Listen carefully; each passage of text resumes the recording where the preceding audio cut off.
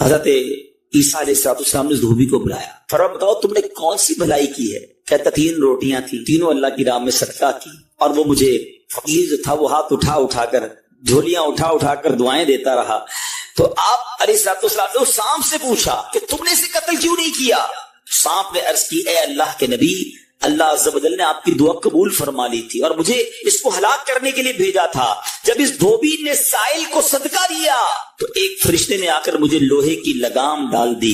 جب لوگوں نے بات سنی، دھوبی نے یہ بات سنی، اسے بڑا تعجب ہوا کہ اتنا گناہگار، میں لوگوں کو اتنی تکلیف پہنچانے والا، صرف ایک نیکی کی اور مجھے آفت سے بچا لیا گیا۔ اس دھوبی نے توبہ کر لی، کیونکہ اس سائل نے توبہ کی بھی دعا کی تھی۔ تو پتہ یہ چلا آفتوں سے بچنا چاہتے ہیں، مصیبتوں سے بچنا چاہتے ہیں۔ آج کل تو کرونا وائرس کا زمانہ ہے، بلاؤں کا زمانہ ہے، ارے اس میں تو زیادہ صدقہ دینا چاہیے، اپنے نام کا بھی، بچوں کے نام کا بھی، فیملی کے ہر فرد کے نام پر صدقہ نکالتے رہیں کہ یا اللہ صدقے کی برکت سے ان بلاؤں، ان وباؤں سے بچانا۔ ارے وباؤں سے، بلاؤں سے، آنے والی مصیبتوں سے صدقہ کیسے بچاتا ہے؟ کہ سنیے، ایک شخص سیدنا ابو ہریرہ رضی اللہ تعالیٰ عنہ کی بارگاہ میں حاضر ہوا، کہنے لگا حضور میرا بیٹا سمندری سفر پر گیا ہے، آپ اس کے لیے دعا فرمائیں۔ آپ رضی اللہ تعالیٰ عنہ نے فرمایا اس کی طرف سے صدقہ دو، سفر پر جایا کرو نا، صدقہ دے کے جایا کرو۔ بیٹا یا فیملی کا کوئی فرد سفر پر ہے،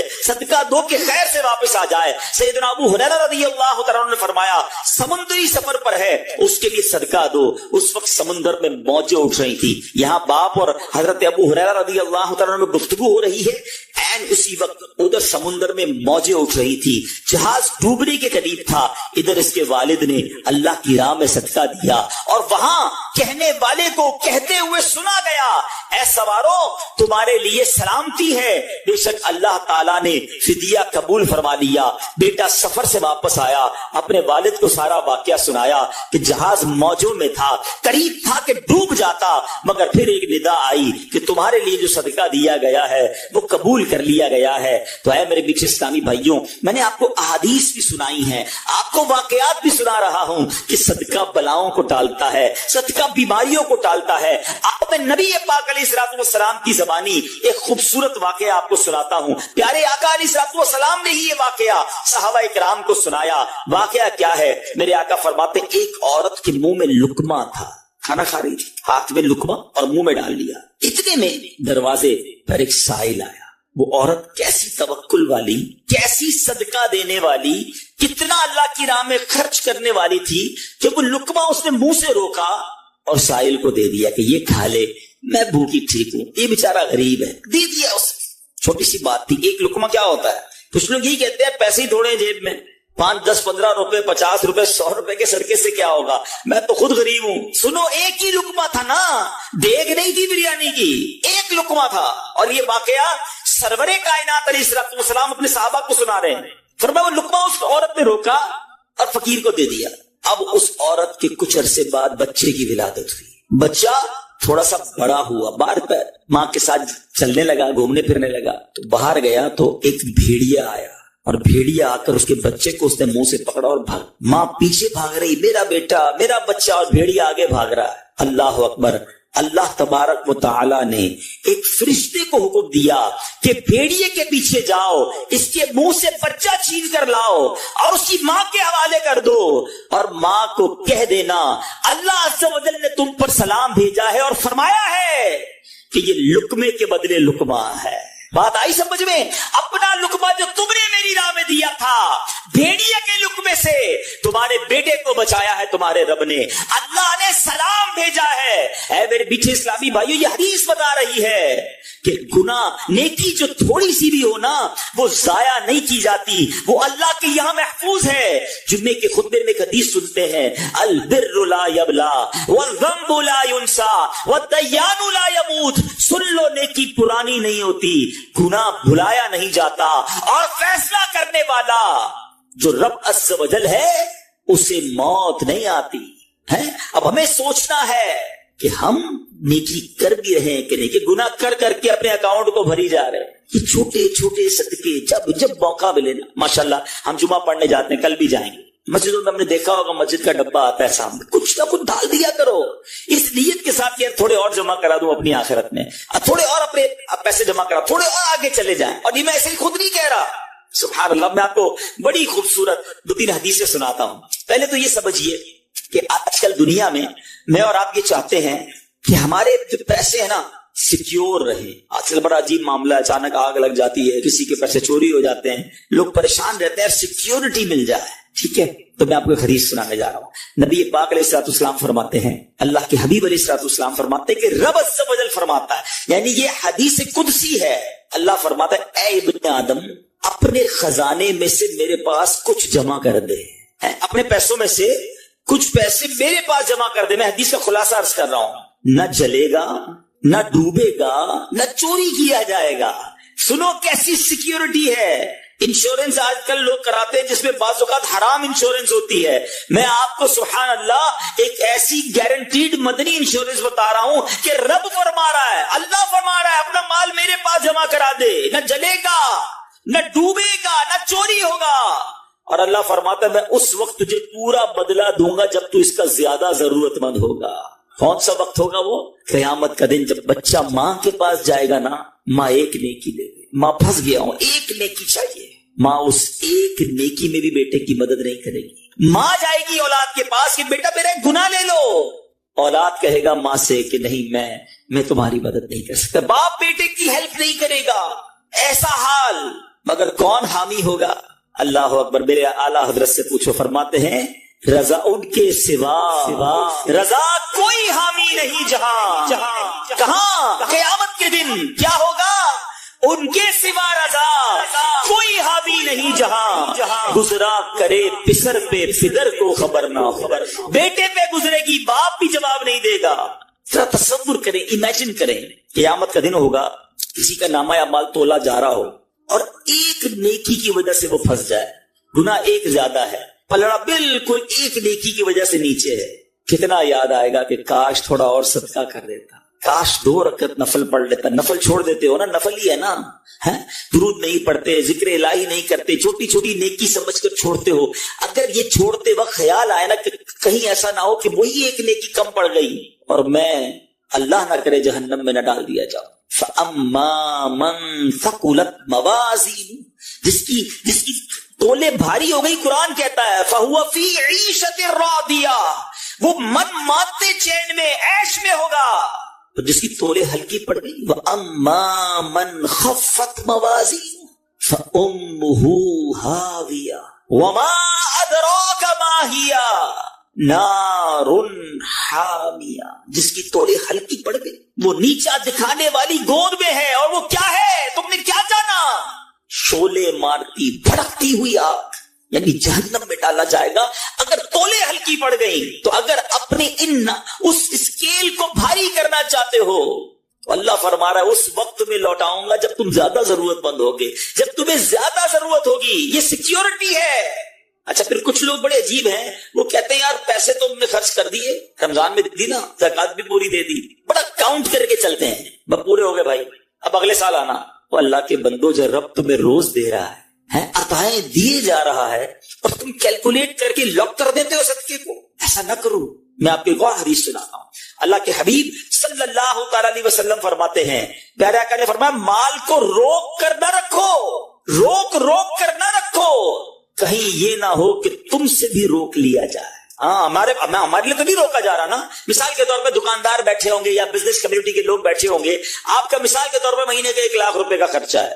کبھی کبھی ایسا بھی ہوتا ہے پہلے 2-3 دنوں میں 1 لاکھ روپے ہو جاتے ہیں پورے. ٹھیک ہے, تالا لگاتے ہو کہ چلو بھائی اب پورے مہینے کا ہو گیا, 27 دن بعد آئیں گے. نہیں, آنے تو جتنا آ رہا ہے, ہم آنے والی سائڈ تو نہیں روک رہے, ہاں خرچ اللہ کی راہ میں کرنے والی روک لیتے ہیں. جب وہ دینے میں نہیں روک رہا تو تم اللہ کی راہ میں خرچ کرنے میں نہ روکو. میں حدیث سنا رہا ہوں کہ روک کر خرچ نہ کرو, روک کر نہ رکھو, کہیں یہ نہ ہو کہ تم سے بھی روک لیا جائے. ایک دوسری روایت میں کہ نبی پاک علیہ الصلوۃ والسلام نے فرمایا خرچ کرو, گن کر نہ رکھو, کہیں یہ نہ ہو کہ اللہ بھی تمہیں گن کر نہ دے, کہیں یہ نہ ہو کہ اللہ بھی تمہیں گن کر دے. اور بچا کر نہ رکھو, کہیں ایسا نہ ہو کہ اللہ بھی تم سے بچا کر رکھنے لگے. ادھر سے رک گیا نا, عطائیں رک گئی تو کہاں جائیں گے؟ آپ دیکھیں، اچھا آج کے دور میں تھوڑا سا آپ سروے کر لیں، جتنے لوگ آپ کو صدقہ خیرات چیریٹی کرنے والے، کھانا کھلانے والے، آپ کو جو لوگ ملیں گے نا، آپ دیکھیں ان کا سرمایہ بڑھ ہی رہا ہوتا ہے، ان کا مال میں اضافہ ہی ہو رہا ہوتا ہے، کیونکہ اللہ پاک انہیں دنیا میں بھی نواز رہا ہوتا ہے۔ تو ہے میرے میٹھے اسلامی بھائیوں، پھر کتنی چیزیں آپ دیکھیں کہ بچ رہی ہیں، بلاؤں سے بچ رہے ہیں، آفتوں سے بچ رہے ہیں، رزق میں اضافہ، بری موت سے بچاؤ، قیامت کے دن اپنے صدقے کے سائے میں بندہ رہے، دنیا میں مال میں اضافہ، یعنی بینیفٹ ہی بینیفٹ ہے، فائدہ ہی فائدہ ہے اللہ کی راہ میں خرچ کرنا۔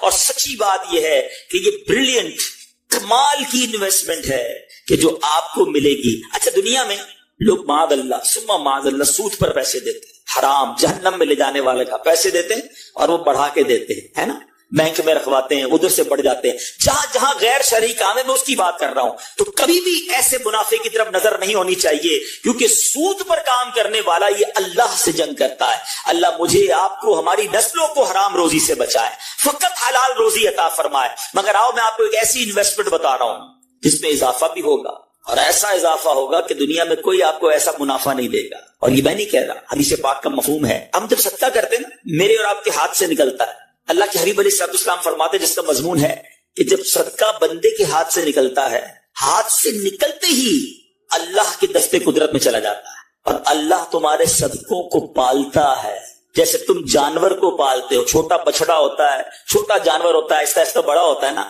فرمایا جب بندہ کھجور کا صدقہ دیتا ہے نا، قیامت کے دن اس کھجور کے صدقے کا رب کریم اسے احد پہاڑ جتنا ثواب عطا فرمائے گا، بڑھتا جائے گا، بڑھتا جائے گا، تھوڑا تھوڑا صدقہ بھی قیامت کے دن اللہ نے چاہا پہاڑوں کی مانند ملے گا۔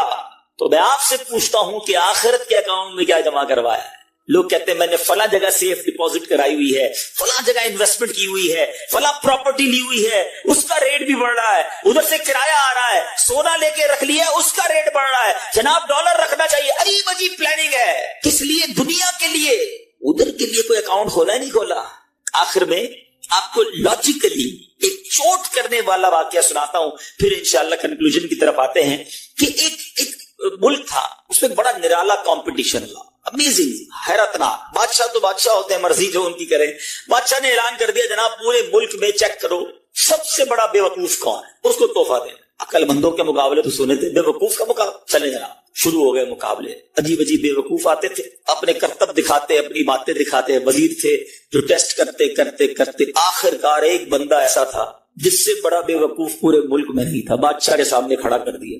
اب بادشاہ سلامت بڑے تجربے کیے، بڑے ٹیسٹ کیے، he is the biggest fool of our country, یہ ہمارے ملک کا سب سے بڑا جو ہے نا بے وقوف۔ بادشاہ نے کہا چیک کر لیا، کہا چیک کر لیا۔ بادشاہ نے اپنی مالا اتاری سونے جواہرات کی، اس بے وقوف کو پہنا دی۔ بے وقوف بڑا خوش گھر آئے، تھوڑے دن ہوئے تو بے وقوف کو پتا چلا کہ بادشاہ سلامت بڑے بیمار ہیں، بڑے زیادہ بیمار ہو گئے۔ اچھا میں بھی جاؤں گا دیکھنے، تھا تو بے وقوف نا، سمجھ تو پڑتی نہیں تھی۔ چلا گیا بادشاہ کے پاس، کہا بادشاہ سلامت کیا حال ہے آپ کے، سنائیے، سنا بڑے بیمار ہو گئے ہیں۔ بادشاہ بہت زیادہ بیمار تھا، آخری لمحات تھے، کہتا ہے بس اب تو اس جہان کو چھوڑ کر جا رہا ہوں۔ اچھا، بیوقوف کہتا ہے بادشاہ اچھا کہیں اور جا رہے ہیں، کہاں جا رہے ہیں؟ تو یہ بھی پتا تھا کہ مرنا بھی ہوتا ہے، بیوقوف جو تھا۔ تو بادشاہ کہتا ہے میں اس دنیا کو چھوڑ کے دوسری دنیا میں جا رہا ہوں۔ تو بادشاہ سلامت یہ بتائیے کہ ادھر میں دیکھتا ہوں آپ کا بہت بڑا محل ہے، بیوٹیفل بیڈ رومز ہیں، شاندار مکان ہے، جدھر جا رہے ادھر مکان بنا لیا آپ نے؟ بادشاہ کہتے نہیں، ادھر تو میں نے جھوپڑی بھی نہیں بنائی ہے۔ بادشاہ سلامت میں دیکھتا ہوں آپ کے پاس بہت پیسے ہیں، بڑا مال ہے، آپ تو بانٹتے بھی سونا ہی ہے، سونے کے جواہرات کے ڈھیر لگے ہوئے آپ کے پاس، جدھر جا رہے ادھر پیسے بھجوا دی نہیں بھجوائے؟ بادشاہ کہتا ہے میں نے تو وہاں بوٹی کوڑی بھی نہیں بھجوائی ہے۔ بادشاہ صاحب میں دیکھ رہا ہوں آپ کے آس پاس بڑے خادم خادمائیں، کنیز، غلام ہیں، ہر طرف آپ کی خدمت گار ہیں، جدھر جا رہے ہیں ادھر کچھ غلام، کنیز، خادمہ بھجوائے نہیں بھجوائے؟ بادشاہ کہتا ہے ادھر تو کوئی خادم نہیں ہوگا۔ اس بیوقوف نے بڑی کمال کا کام کیا، اس نے وہ مالا اتاری اور بادشاہ کے گلے میں پہنا، کہا پھر مجھ سے بڑے بیوقوف تو آپ ہوئے نا، آپ کو پتا ہے آپ کہیں اور جا رہے ہیں، آپ کو پتا ہے اس دنیا سے آپ کسی اور دنیا میں جا رہے ہیں، نہ گھر بنایا، نہ پیسے بھجوائے، نہ خادم بھجوائے، کرو گے کیا ادھر؟ بس تو یہ حکایت ہے، مگر سچ بتاؤ یہ کتنی بڑی چوٹ ہے۔ شاید جتنے لوگ مجھے یہاں سن رہے ہیں سب گھر میں ہی رہتے ہیں، جھوپڑی میں یا روڈ پہ کوئی نہیں سوتا ہوگا۔ دنیا میں جو مجھے سن رہے ہیں بہت سو کے پاس مکانات ہیں، مگر کیا جنت میں گھر بن گیا؟ ادھر سے تو جانا ہی ہے نا، تھوڑے ہی دن رہ گئے، جی ہاں تھوڑے ہی دن رہ گئے۔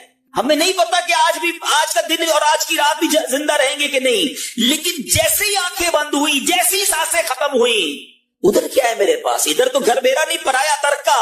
کیا کہ جیسی میری اور آپ کی آنکھیں بند ہوگی نا، حساب کتاب شروع ہو جائے گا. یہ بیٹے کو کتنا ملے گا، بیٹی کو کتنا ملے گا، بیوی کو کتنا، جناب رشتے دار سارے حساب کتاب لے کے بیٹھ جائیں گے. میرا کچھ بھی نہیں بچنا.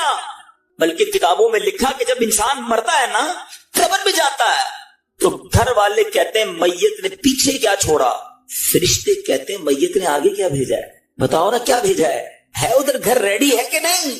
ادھر کچھ پیسے، ادھر کوئی ڈپازٹ، جو اللہ فرما رہا ہے اپنا خزانہ میرے پاس جمع کروا، میں تجھے لوٹاؤں گا. میں نے جمع کروایا کہ نہیں؟ یہ سوچنے والی بات ہے. یہ سب ادھر رہ جائے گا. کتنا کھا لوں گا میں، کتنا پہن لوں گا، جو پڑا ہوا وہ ادھر ہی رہ جانا ہے. ادھر بھیج دوں کیونکہ وہاں اکیلا ہوں گا. میرے اعمال تولے جائیں گے اور مجھے پتا ہے گناہ ہی گناہ ہے، خطائیں ہی خطائیں ہیں. مارا جاؤں گا، پکڑا جاؤں گا. اگر اللہ صدقہ قبول کر لے، کچھ نیکیاں ایسی کر جاؤں جو آخرت کے اکاؤنٹ میں جمع ہو جائے. اے میرے پیچھے سامنے بھائی، خدا را آج یہ ذہن بنا لیجئے کہ جب بھی اللہ کی راہ میں خرچ کرنے کی باری آئے تو اس کو برڈن فیل نہ کرے، بوجھ فیل نہ کرے. قبر بھی روشن ہو جائے، قبر بھی آرام دہ ہو جائے. دنیا میں آپ ٹریول کرتے ہوں گے ناظرین، 5 دن کے لیے، 1 ہفتے کے لیے، 10 دن کے لیے. جو ضروری چیز ہے ان میں ایک بڑی ضروری چیز یہ کہ میں رہوں گا کہاں. کوئی ہوٹل بک کرتا ہے، کوئی دوست کا گھر دیکھتا ہے، کوئی نہ کوئی جگہ ہم ضرور ارینج کرتے ہیں. اور جیسا سٹینڈرڈ آف لائف ہوتا ہے کہ ہوٹل بھی جناب کوئی سمجھتا ہے میرے لیے 4 سٹار ضروری ہے، 5 سٹار ضروری ہے، یا اتنا کمفرٹیبل ضروری ہے. واش روم اس میں کیسے ہوں گے؟ آج کل تو انٹرنیٹ پر پکچرز دیکھ لی جاتی ہیں کہ آخر مجھے 1 ویک رہنا ہے تو I need a comfortable place. ٹھیک ہے، اگر دنیا میں آپ کہیں جاتے ہیں اور اپنے رہنے کی جگہ کی فکر بھی کرتے ہیں اور وہ رہنے کی جگہ اپ ٹو یور اسٹینڈرڈ ہو، اس کی بھی فکر کرتے ہیں، اٹس اوکے. مگر کبھی سوچا کہ ان تمام چیزوں کو چھوڑ کر میں نے ایک اندھیری قبر میں بھی جانا ہے اور وہاں کتنا ٹائم رہنا ہے؟ 1 رات نہیں، 2 راتیں نہیں. ناظرین آپ ذرا غور کیجئے، ہزاروں سال سے لوگ مرتے چلے آ رہے ہیں، اپنی قبر میں ہیں. جب میں اور آپ بھی اپنی قبر میں جائیں گے نا تو قیامت تک اسی میں رہیں گے. آج تو دوست ہیں، فیملی ممبرز ہیں، ہم بور ہوتے ہیں تو کمپنی دینے والے لوگ ہیں. نو بڈی اوور دیئر، کوئی نہیں ہوگا قبر میں. میں ہوں گا اکیلا، آپ ہوں گے اکیلے. اس قبر میں آرام ہوگا کہ نہیں؟ روشنی ہوگی کہ نہیں؟ میں جس زمین پر لیٹوں گا وہ نرم ہوگی یا وہ کانٹوں کی سیج ہوگی؟ ادھر سانپ اور بچھو ہوں گے، آگ ہوگی یا جنت کی ہوائیں ہوں گی؟ یاد رکھیے ناظرین، نبی پاک علیہ الصلوۃ والسلام نے ہمیں 2 اسٹینڈرڈ بیان کر دیے ہیں. آج ہوٹل میں بہت سارے اسٹینڈرڈ ہیں، 1 سٹار سے لے کر 7 سٹار کا ہوٹل ہے. قبر میں 2 ہی اسٹینڈرڈز ہیں.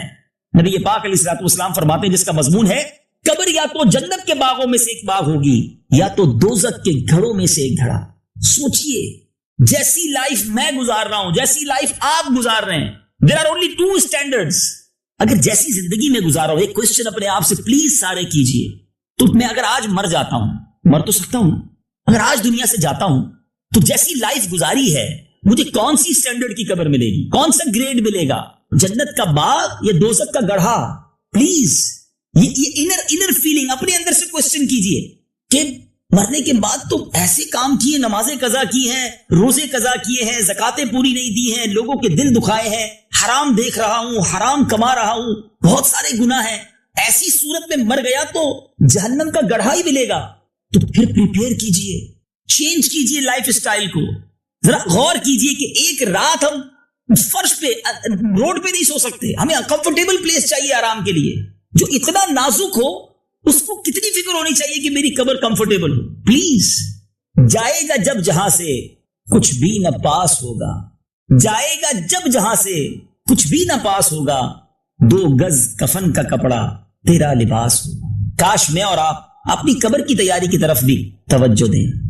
اور یہ مشکل نہیں ہے، تھوڑا سا لائف سٹائل چینج کرنا پڑے گا، سچی توبہ کرنی پڑے گی، اللہ کی بارگاہ میں رجوع آنا پڑے گا. آپ نمازیں پڑھیے، روزے رکھیے، عبادت کیجیے، حرام سے بچیے. حلال میں بھی بہت سکون ہے، بہت انجوائے بھی ہے زندگی میں. ایسا نہیں ہے کہ جناب گناہ چھوٹ جائیں گے تو زندگی کا مزہ ہی ختم ہو جائے گا. یہ ایک الگ مسکنسیپشن ہے. لوگ سمجھتے ہیں یار فلمیں، ڈرامے، گانے باجے، بے پردگی، بے حیائی، یہ گناہ چھوٹ جائیں گے تو میں لائف کا انجوائمنٹ ختم ہو جائے گی. یہ بے وقوفی ہے. دراصل جس نے ساری رات بے حیائی میں گزاری ہے وہ سمجھتا ہے اسی میں انجوائمنٹ ہے. کبھی 1 رات سجدوں میں گزار کر دیکھی، کبھی 1 رات تلاوت کر کے دیکھی، کبھی تہجد میں اٹھ کر اللہ کی بارگاہ میں آنسو بہا کر دیکھیے. جو اس میں سکون ہے وہ دنیا کی کسی چیز میں نہیں ہے. اور یہ میں نہیں کہہ رہا، جس رب نے مجھے اور آپ کو بنایا ہے نا وہی فرماتا ہے قرآن میں الا بذکر اللہ تطمئن القلوب، بے شک دلوں کا چین اللہ کے ذکر میں دلوں کا چین ہے. ذکر اللہ کرنے والے بن جائیں پھر سکون ہے لائف میں. بہت آپ فیل کریں گے کتنا آپ کی لائف میں پیس اور سکون آ جائے گا. اور پھر اس کے بعد دنیا سے بھی جائیں گے تو قبر میں بھی سکون ہوگا، وہاں بھی راحت ہوگی. تو بہرحال جو میں بات کر رہا تھا کہ اس دعا میں ایک تو لیسن سبق تھا قبرستان کی دعا میں کہ ہمیں اپنی آخرت کی تیاری کرنی ہے، ریئلائز کرنا ہے کہ مجھے پیچھے جانا ہے. اور دوسری بات السلام علیکم یا اہل القبور، یہ کتنا کلیئر ویژن ہے نبی پاک علیہ السلام کی دعا میں. اے قبر والو تم پر سلامتی ہو. تو جب قبرستان جا کر نبی پاک یہ دعا فرماتے تمام مسلمانوں کے لیے، اے قبر والو یا اہل القبور، تو اگر کوئی اولیاء کرام کے بارے میں ایسا کچھ لفظ کہتا ہے تو اٹس ناٹ بگ ڈیل، کوئی پرابلم نہیں ہے، شاید سمجھنے سمجھانے کا کوئی پرابلم ہے. اینی وے آج پیغام قرآن آپ نے سنا. آج اس پیغام قرآن میں ایک بات تو پتہ کیا چلی کہ اس واقعے سے مجھے اور آپ کو یہ سیکھنے کو ملا کہ اگر دنیا سے کوئی چلا جاتا ہے تو اس کو پکارنے میں کوئی حرج نہیں ہے. لیکن اس واقعے سے ایک اور بہت پیاری بات جو تصوف کا نقطہ علماء نے بیان کیا کہ حضرت ابراہیم علیہ السلام نے جن 4 پرندوں کو ذبح کیا ان میں سے ہر پرندے کی ایک بری خصلت مشہور ہے. ذرا غور سے سنیے گا کہ مور کو اپنی شکل و صورت پر ناز ہے. تو وہ لوگ جو خوبصورت ہیں اللہ نے اچھا بنایا شکر ادا کریں. اس میں میرا اور آپ کا تو کوئی کمال نہیں ہے، رب نے بنایا ہے. تو جب اللہ نے اچھا بنایا تو شکر کریں، گھمنڈ نہ کریں، گھمنڈ نہ کریں، اس میں تکبر نہ کریں، عاجزی کا پیکر رہیں، اللہ کا شکر ادا کرتے رہیں. اونچی اڑان کبوتر کی ہے، اس کو اس پر گھمنڈ ہے، اس پر غرور کرتا ہے. اگر اللہ نے عزت دے دی ہے، کوئی اونچی اڑان ہے آپ کی، آپ کا نام ہے، لوگ آپ کو چاہتے ہیں، آپ کو مال مل گیا ہے، لوگوں کا رجوع ہے آپ کی طرف، اس کا مطلب یہ نہیں کہ زمین پر پیر ہی نہ رہے، انسان کی ٹوری تبدیل ہو جائے، سٹائل ہی چینج ہو جائے. نہیں ناظرین، دانا خاک میں مل کر گلے گلزار ہوتا ہے. کاش ہر وقت یہ ذہن بنا رہے وَتُعِزُّ مَن تَشَاءُ وَتُذِلُّ مَن تَشَاءُ بِيَدِكَ الْخَيْرُ. عزت دینے والی ذات بھی وہی ہے اور وہ جب چاہے یہ عزت واپس لے سکتا ہے. کبھی بھی اپنا کمال نہ سمجھیں. اگر کوئی یہ سمجھتا ہے نا کہ ہوشیاری سے بہت پیسے ملتے ہیں، مال میں نے ہوشیاری سے کمایا، اپنی بریلینسی سے کمایا ہے، اس کی بھول ہے. اگر ہوشیار لوگ ہی پیسے والے ہوتے ہیں نا ناظرین، تو جتنے کالج کے پروفیسر، اسکول کے ٹیچر بریلینٹ لوگ ہیں وہ سارے اربوں پتی ہوتے، کروڑ پتی ہوتے. ایسا نہیں، ان کے اسٹوڈنٹ آگے پہنچ جاتے ہیں، استاد صاحب تو وہیں رہتے ہیں 20 سال تک. اگر محنت سے پیسے ملتے ہیں تو بہت سارے مزدور آج کروڑ پتی ہوتے ہیں، وہ آج بھی روڈ ہی توڑ رہے ہیں. اللہ تعالیٰ کی طرف سے رزق ملتا ہے، صرف اس کی عطا سے ملتا ہے. جو ملا ہے مجھے میرے رب نے دیا ہے. عاجزی انکساری کا پیکر رہے. اور پھر ایک اور بات سیکھنے کو ملی کہ جو مرغ ہے اس کے اندر بڑی شہوت ہے، شہوت پرستی ہے. ہم انسان ہیں، یقیناً ہمارے اندر بھی خواہشات ہیں، مگر اللہ نے عقل بھی تو دی ہے نا. یہ فرق ہے انسان اور فرشتے میں. فرشتے میں خواہشات نہیں ہیں، عقل ہے. جانور میں خواہشات ہیں، عقل نہیں ہے. تو جانور خواہشات کی پیروی میں لگا رہتا ہے، فرشتے ماشاءاللہ عبادت کرتے رہتے ہیں. انسان کو اشرف المخلوقات جبھی تو کہا گیا کہ اس کا دل چاہتا ہے، اس کو شہوت اور اس کو خواہشات کھینچتی ہیں اپنی طرف. اب وہ اپنی عقل سے رحمانی قوتوں کو غالب لائے اور اپنے آپ کو ان گندے کاموں سے بچا لے تو وہ اشرف المخلوقات بن جاتا ہے، وہ فرشتوں سے بھی اوپر چلا جاتا ہے. لیکن یہی انسان اپنے ان نیک اعمال کو چھوڑ کر اپنی خواہشات کے پیچھے پڑ جائے، بس جو جی میں آیا وہ کرنا ہے، بس عیاشیاں کرنی ہے، اللہ کی نافرمانیاں کرنی ہے، جس کو کہتے ہیں لائف انجوائے کرو یار. اب جو اس طرح کی لائف میں جاتا ہے جس میں رب کی نافرمانیاں ہیں، چاہے وہ نشہ کر کے، چاہے وہ بے حیائی کر کے، آپ سمجھ رہے ہوں گے میں کیا کہنا چاہ رہا ہوں، اللہ اور اس کے رسول کو بھول کر فقط دنیا میں غرق ہو جائے تو اب وہ جانور سے بھی بدتر ہو جاتا ہے. وہ اشرف المخلوقات نہیں ہے. There is a difference we have to understand. تو یہ بات آج اس واقعے سے یہ بھی سیکھنے کو ملی کہ ان پرندوں کو کیوں ذبح کیا گیا کہ ان کے اندر وہ بری خصلتیں ہیں کہ انسان اگر اس کو ذبح کر دے تو اس کا دل جو ہے وہ نفس مطمئنہ بن جائے گا، اللہ کے نور کی تجلی اس کے دل میں آ جائے گی. تو بہرحال اللہ تعالیٰ مجھے اور آپ کو ان خصلتوں سے بچائے. اور ایک اور پرندہ تھا جس کے بارے میں بتایا کہ وہ پرندہ اس کے اندر لالچ بڑی ہے، ٹھیک ہے، اور وہ لالچ کس میں، گدھ کو بھی ذبح کیا گیا نا. تو اللہ مجھے اور آپ کو لالچ سے بھی بچائے. دنیا کی لالچ بہت بری ہے. ہاں ایک لالچ بڑی اچھی ہے ناظرین، وہ لالچ ہے نیکیوں کی لالچ. کاش مجھے اور آپ کو یہ حرص ہو جائے کہ میں خوب نیکیاں کروں، خوب عبادت کروں، جی نہ بھرے کسی چیز سے. ہمارے بزرگوں کو بھی لالچ تھی جی، لیکن وہ نیکیوں کی لالچ تھی. وہ چاہتے تھے اور عبادت ہو، اور تلاوت ہو، اور زیادہ روزے رکھ لیں، اور اللہ کی راہ میں خیرات دے دیں. آج ہم لوگوں کو جو لالچ ہے وہ تو دنیا کی ہے کہ بس دنیا اور کما لیں، دنیا میں اور آگے بڑھ جائیں. یہ کوئی نہیں سوچ رہا کہ مرنے کے بعد میرا کیا ہوگا، آخرت میں جنت کی نعمتیں کما سکوں گا کہ نہیں، جنت میں مجھے کیا ملے گا. کاش یہ ذہن بن جائے کہ میں اسی دنیا میں رہ کر اتنی نیکیاں کر لوں کہ انشاءاللہ جنت کی ابدی نعمتیں حاصل کروں۔ اللہ کرے کہ آج اس سلسلے سے ہم یہ میسج لینے میں کامیاب ہو جائیں۔ ناظرین، پیغام قرآن آپ نے سنا، اب چلتے ہیں ہمارے سلسلے میں۔ وقت ہوا ہے ہمارے سیگمنٹ کا جس کا نام ہے تعارف قرآن۔ پیغام قرآن۔ ناظرین، تعارف قرآن میں آج ہم سورہ یونس کا تعارف سنیں گے۔ سبحان اللہ۔ مقام نزول، حضرت عبداللہ ابن عباس رضی اللہ تعالی عنہما فرماتے ہیں سورہ یونس مکیہ ہے، البتہ اس کی 3 آیتیں فَإِن كُنْتَ فِي شَكٍّ سے لے کر لا یؤمنون تک مدینہ منورہ میں نازل ہوئی۔ آیات، کلمات اور حروف کی تعداد، اس صورت میں 11 رکوع، 109 آیتیں، 1832 کلمے، 1832 کلمے اور 9099 حروف ہیں، 9099 حروف ہیں۔ یونس نام رکھنے کی وجہ، اس سورت کی آیت نمبر 98 میں اللہ تعالیٰ کے نبی حضرت یونس علیہ السلام کی قوم کا واقعہ بیان کیا گیا کہ جب انہیں حضرت یونس علیہ السلام نے عذاب کی وعید سنائی اور خود وہاں سے تشریف لے گئے تو ان کے جانے کے بعد عذاب کے آثار دیکھ کر وہ لوگ ایمان لے آئے اور انہوں نے سچے دل سے توبہ کی تو ان سے عذاب اٹھا لیا گیا۔ اس واقعے کی مناسبت سے اس سورت کا نام سورہ یونس رکھا گیا۔ سورہ یونس کے بارے میں حدیث، حضرت عبداللہ ابن عمر رضی اللہ تعالی عنہما فرماتے ہیں ایک شخص نے بارگاہ رسالت صلی اللہ تعالی علیہ وآلہ وسلم میں حاضر ہو کر عرض کی یا رسول اللہ صلی اللہ تعالی علیہ وسلم مجھے قرآن سکھا دیجئے۔ ارشاد فرمایا الف لام را سے شروع ہونے والی 3 سورتیں پڑھ لو۔ اس نے عرض کی میری عمر بہت ہو چکی ہے، میرا دل سخت ہو گیا ہے اور زبان موٹی ہو گئی ہے۔ ارشاد فرمایا تو حامیم سے شروع ہونے والی 3 سورتیں پڑھ لو۔ اس نے پھر وہی عرض کی تو پیارے آقا علیہ السلام نے ارشاد فرمایا مسبحات یعنی تسبیح سے شروع ہونے والی سورتوں میں سے 3 سورتیں پڑھ لو۔ اس نے پھر وہی عذر پیش کیا اور عرض کی کہ یا رسول اللہ صلی اللہ تعالی علیہ وسلم مجھے کوئی جامع سورت سکھا دیجئے۔ سبحان اللہ۔ تو رسول اللہ صلی اللہ تعالی علیہ وسلم نے اسے اذا زلزلت الارض والی سورت سکھا دی۔ اس سے فارغ ہونے کے بعد اس شخص نے عرض کی اس ذات کی قسم جس نے حق کے ساتھ آپ کو مبعوث فرمایا میں کبھی اس پر اضافہ نہیں کروں گا۔ اس کے چلے جانے کے بعد میرے آقا علیہ السلام نے 2 مرتبہ ارشاد فرمایا یہ چھوٹا سا آدمی نجات پا گیا۔ اللہ اکبر۔ قرآن کی کیا بات ہے، قرآن سیکھتے جائیے، رحمتیں لوٹتے جائیے۔ ناظرین، ہمارا یہ پروگرام کرنے کا ایک مقصد یہ بھی ہے شوق قرآن پیدا کیا جائے، قرآن سے محبت پیدا کی جائے، قرآن پڑھنے کا جذبہ بڑھ جائے۔ اللہ کرے کہ میں بھی خوب قرآن پاک پڑھنے والا بن جاؤں۔ درود پاک پڑھنے کے بے شمار فضائل و برکات ہیں۔ مصطفیٰ جان رحمت شمع بزم ہدایت صلی اللہ تعالی علیہ وسلم کے بہت سارے فرامین، بہت ساری احادیث فضائل درود میں ملتی ہیں۔ ایک بڑا خوبصورت واقعہ ہے جو دور مصطفیٰ صلی اللہ تعالی علیہ وسلم میں پیش آیا۔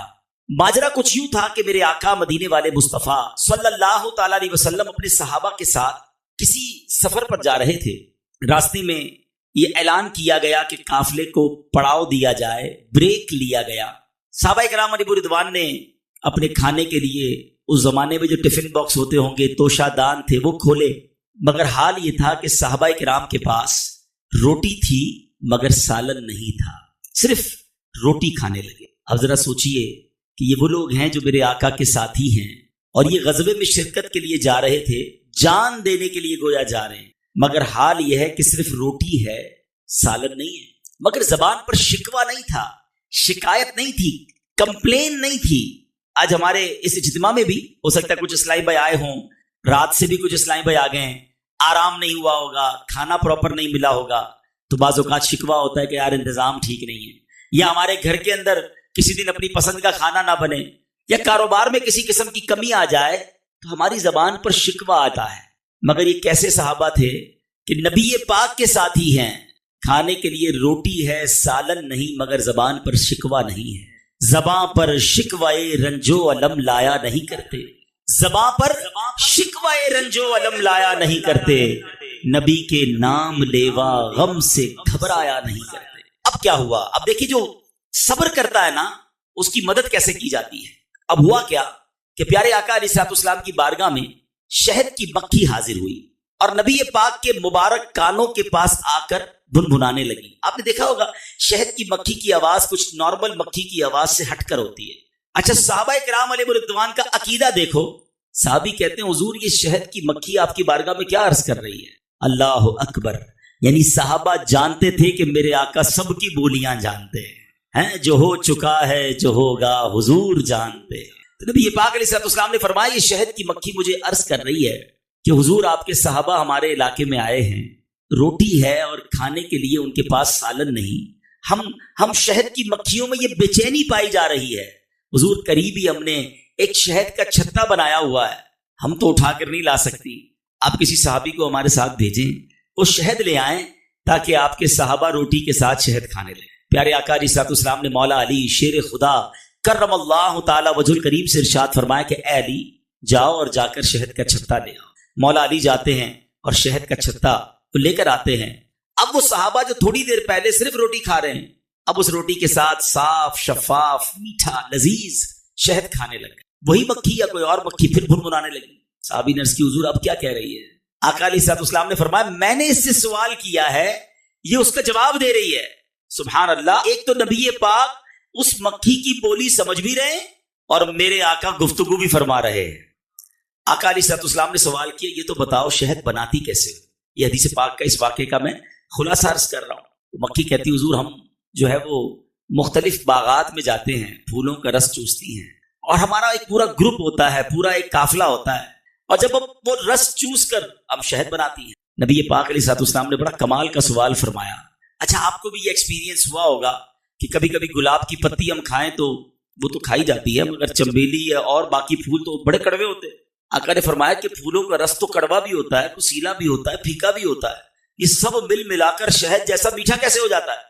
شہد کی مکھی عرض کرتی حضور بات یہ ہے کہ جب ہم پھولوں کا رس چوس لیتی ہیں نا، جب واپس چھتے کی طرف ٹریول کر رہی ہوتی ہیں، واپس آ رہے ہوتے ہیں، تو ہمارا ایک سردار ہوتا ہے، اس پورے قافلے کا ایک لیڈر ہوتا ہے، اور جو یہاں پر کسان موجود ہوں گے، کھیتی باڑی کرنے والے، جن کا شہد کے حوالے سے کچھ معلومات ہے، تو آج سائنس بھی بتاتی ہے کہ یہ پورا جو چھتا ہے اس کا پورا فلسفہ کوئین بی ملکہ مکھی کے گرد گھومتا ہے.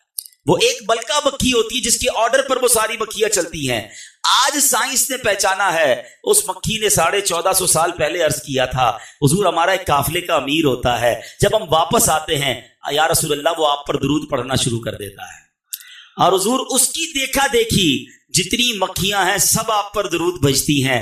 یا رسول اللہ یہ کوئی اور کمال نہیں ہے، یہ آپ پر درود کی برکت ہے کہ پھولوں کا کڑوا پھیکا رس جو ہے وہ شہد جیسا میٹھا ہو جاتا ہے.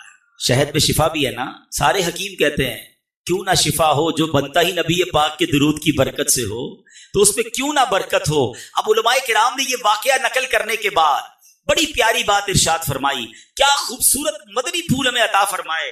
علماء کہتے ہیں جب درود پاک کی برکت سے پھولوں کا کڑوا پھیکا رس شہد جیسا میٹھا ہو سکتا ہے، تو اگر کسی مسلمان کی زندگی میں گناہوں کی کڑواہٹ ہو، بدعمالیوں کی پھیکاوٹ ہو، اگر وہ چاہتا ہے کہ زندگی نیکیوں کی مٹھاس سے تر بتر ہو جائے تو اپنی زندگی میں درود پاک کو شامل کر لے، وہ درود پاک کی کثرت کرنا شروع کرے، اللہ اس کی زندگی کو بھی شہد جیسا میٹھا کر دے گا. تو اے میرے پیارے اسلامی بھائیوں جو آج رکھنی کے سنتوں بھرے اجتماع میں آئے ہیں، آج یہ نیت کر کے جائیں کہ انشاءاللہ عز و جل ہم روزانہ کثرت کے ساتھ درود پاک پڑھیں گے. اللہ سلامت رکھے میرے پیر و مرشد کو، دعوت اسلامی والوں کو. کیا شاندار ہمیں طریقہ بتایا زندگی گزارنے کا، اور وہ کیا ہے کہ نیک اعمال میں ہمیں ایک نیک عمل بتایا گیا کہ روزانہ کم از کم 313 مرتبہ درود پاک پڑھ لیا جائے. گویا امیر اہل سنت چاہتے ہیں ہماری زندگی شہد جیسی میٹھی ہو جائے، نیکیوں والی ہو جائے. تو نیک اعمال پر عمل کی نیت بھی کر لیں، انشاءاللہ روزانہ کم از کم 313 بار درود پاک پڑھیں گے. آئیے مل کر محبت کے ساتھ بآواز بلند درود پاک پڑھ لیں. صلو علی الحبیب صلی اللہ تعالی علی محمد صلی اللہ علیہ وسلم.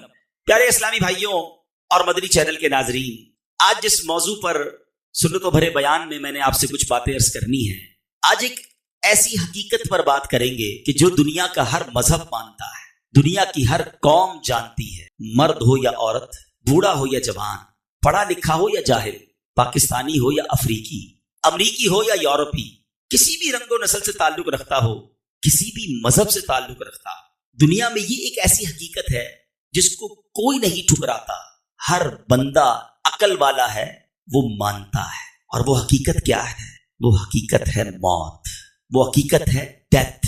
ہم سب نے مرنا ہے، یہ سب جانتے ہیں۔ کوئی مذہب، کوئی انسان یہ نہیں کہتا کہ نہیں جناب مرنا نہیں ہے، سب کو پتا ہے کہ جو دنیا میں آیا ہے اس نے مرنا ہے۔ لیکن عجب بات یہ ہے کہ اس پر بات بہت تھوڑی کی جاتی ہے، اس کا ذکر بہت تھوڑا کیا جاتا ہے۔ ہم زندگی کے بارے میں تو بہت بات کرتے ہیں، بچپن میں کیا کیا، بڑھاپے میں کیا کریں گے، جوانی کیسے گزارنی ہے، بہت ساری پلاننگز پر ڈسکس ہوتی ہیں۔ مثال دیتا ہوں، کسی کو 10 15 20 دن کے لیے کہیں جانا ہو، اس کے لیے بڑی باتیں ہوتی ہیں، سامان کون سا ہوگا، لے کر کیا جانا ہے، کرنسی کون سی لے جانی ہے، بیرون ملک جانا ہو تو ویزا کی تیاری مہینوں پہلے سے شروع ہوتی ہے۔ یاد رکھیں، دنیا کا سفر اس کی ڈیٹ ہم ڈیسائیڈ کرتے ہیں، کب جانا ہے، کتنے دن کے لیے جانا ہے ہم طے کرتے ہیں، اور پھر اس کی تیاری کا وقت بھی ہمیں پتا ہوتا ہے۔ مگر جس سفر کی میں بات کر رہا ہوں اس کی ڈیٹ طے تو ہے مگر پتا نہیں ہے، ہاں وقت طے ہے، ہمیں معلوم نہیں ہے، لیکن اس کی تیاری کے لیے کوئی تیار بھی نہیں ہے، اس کے لیے بات کرنے کے لیے کوئی تیار نہیں ہے۔ کبھی ایسا ہوتا ہے ہم دوستوں میں بیٹھے ہیں اور بیٹھ کر یہ بات کریں کہ یار مرنا بھی ہے، اس کی کیا تیاری کرنی ہے، قبر میں کیا ہوگا، آخرت میں کیا ہوگا، اس کے لیے میں نے کیا سامان تیار کیا ہے۔ زیادہ موت پر بات کرو تو لوگ کہتے ہیں یار آپ موت کی بات نہ کیا کریں، حالانکہ موت ایک ایسی حقیقت ہے جو آنی ہے۔ عربی میں ایک شاعر لکھتے ہیں، الموت باب کل نفس داخل، موت ایک ایسا دروازہ ہے جس سے ہر ذی روح کو گزرنا ہے۔ الموت قدح کل نفس شاربوہا، موت ایک ایسا جام ہے جو سب نے پینا ہے، کوئی ایسا نہیں جس نے مرنا نہیں ہے، جو دنیا میں آیا ہے اس نے مرنا ہے۔ لیکن عجب بات یہ ہے کہ اس کی تیاری یا اس پر گفتگو کرنے کے لیے کوئی تیار نہیں ہو۔ اے پیارے اسلامی بھائیوں، یہ زندگی تو تھوڑی ہے نا، وہ زندگی بڑی ہے، اس دنیا میں کم رہنا ہے، اس دنیا میں زیادہ رہنا ہے، تو پھر کیوں نہ ادھر کی بات کریں۔ آج انشاءاللہ ہم اپنی قبر، کچھ ہی دن کے بعد یہ اعلان ہوگا، مبارک ہو، ماہ رمضان المبارک کا چاند نظر آ گیا ہے۔ کیا آپ جانتے رمضان المبارک کتنا عظیم مہینہ ہے؟ جی ہاں، وہ مہینہ تشریف لا رہا ہے جسے حدیث پاک میں سید الشہور یعنی تمام مہینوں کا سردار کہا گیا۔ وہ مبارک مہینہ آ رہا ہے کہ اس کی پہلی رات سے آسمانوں کے دروازے کھول دیے جائیں گے، پھر آخری رات تک، لاسٹ نائٹ تک وہ دروازے بند نہیں ہوں گے۔ جو اس مہینے میں ایک سجدہ کرے اسے 1500 نیکیاں لکھی جاتی ہیں، اور جنت میں سرخ یاقوت کا گھر بنایا جاتا ہے۔ اللہ اکبر، سمجھ آ رہی ہے بات؟ ایک سجدے پر 1500 نیکیاں، اور ایک ہی سجدے پر سرخ یاقوت کا جنت میں گھر۔ اب سوچیں جو نفل پڑھتے ہیں، جو پوری تراویح پڑھتے ہیں، ہر سجدے پر کیا کچھ حاصل کر رہے ہیں۔ انہیں سوچنا چاہیے جو تراویح میں سستی کر جاتے ہیں، نوافل میں سستی کرتے ہیں۔ دل پر چوٹ کرنے کے لیے ایک جملہ کہہ دیتا ہوں، باقی پھر آگے چلتے ہیں، کہ اگر یہ کہہ دیا جائے کہ ماہ رمضان میں جو جتنے سجدے کرے گا اسے اتنے 1000 روپے ملیں گے، پھر بتائیں کتنے سجدے کریں گے؟ اچھا جناب، جو ماہ رمضان میں پوری تراویح پڑھے گا اسے جناب کورنگی کی ایک بڑی سوسائٹی میں ایک پلاٹ دیا جائے گا، 20 رکعت پوری پڑھے، بندہ کہ 20 کے بعد کہیں گے کچھ اور بھی پڑھ لیتا ہوں، ایک پورا پلاٹ مل جائے گا ہر سجدے پر۔ کراچی میں نہیں، پاکستان کے پوش ایریا میں نہیں، جنت میں سرخ یاقوت کا گھر دیا جا رہا۔ تو کتنے سجدے کرنے چاہیے رمضان میں؟ وارے نیارے ہو گئے نا، اتنا آسان، سبحان اللہ۔ اور سنو، وہ مہینہ آ رہا ہے کہ جو ماہ رمضان کا پہلا روزہ رکھتا ہے اس کے پچھلے گناہ معاف کر دیے جاتے ہیں۔ صبح سے شام تک 70,000 فرشتے اس کے لیے دعائیں مغفرت کرتے ہیں۔ آج دنیا میں پتہ ہے ہم کسی بڑے بزرگ شخصیت کو ڈھونڈ رہے ہوتے ہیں، کسی عالم دین سے پیار ہوتا ہے، کسی پیر صاحب سے محبت ہوتی ہے، بندہ کہتا ہے جا کے یار ان سے دعا کروا لوں، میرا کام ہو جائے گا۔